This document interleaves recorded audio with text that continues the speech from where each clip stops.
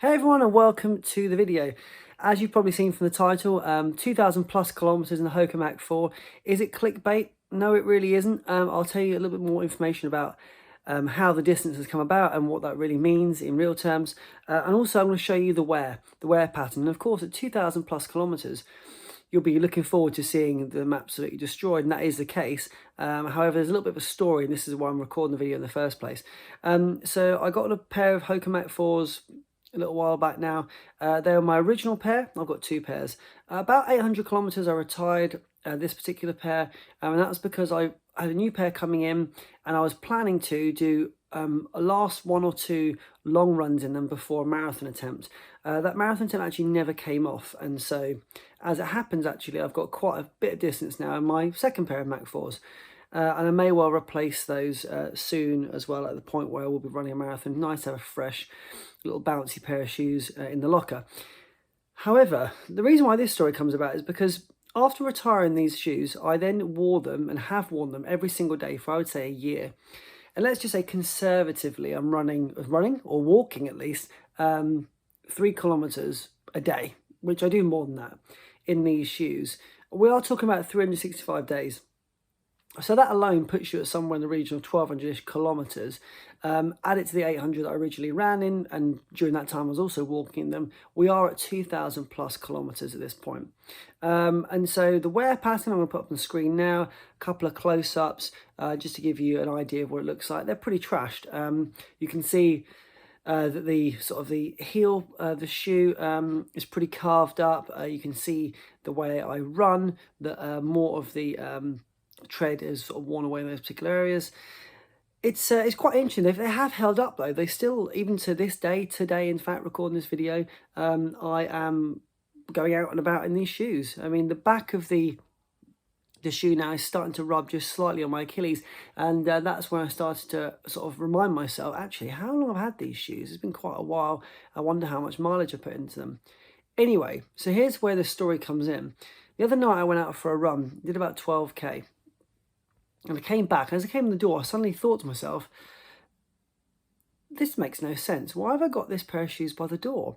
And what happened was, because they were identical colour schemes, what happened was I worn this old pair out to the car to grab something, came back, and when I went out for a run, I put these shoes on instead of my newer pair, as it were. And I mean, I'm going to put the splits on the screen here. It's not a showing offy type thing, but it suddenly struck me that actually I was able to produce what I consider to be actually a very decent performance in terms of running in a pair of shoes that are very, very, very well worn. And I believe, obviously, they've had their day.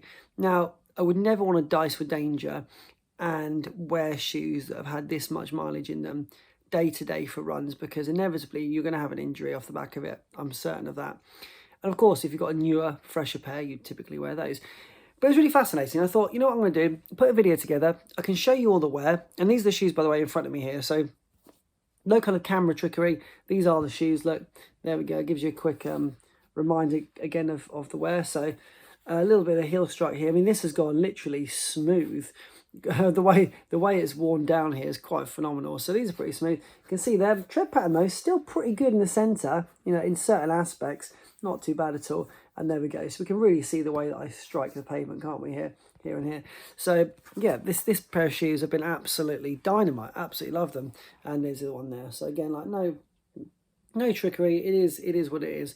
And again, just little close-ups. If you wanted to see the back of the heel, that's where I noticed it the other day. Not through to the well, I guess it's quite a firm plastic actually on the back here. Probably some technical term for it that isn't plastic, but anyway, quite firm, and that's why I noticed it was just a slight rub.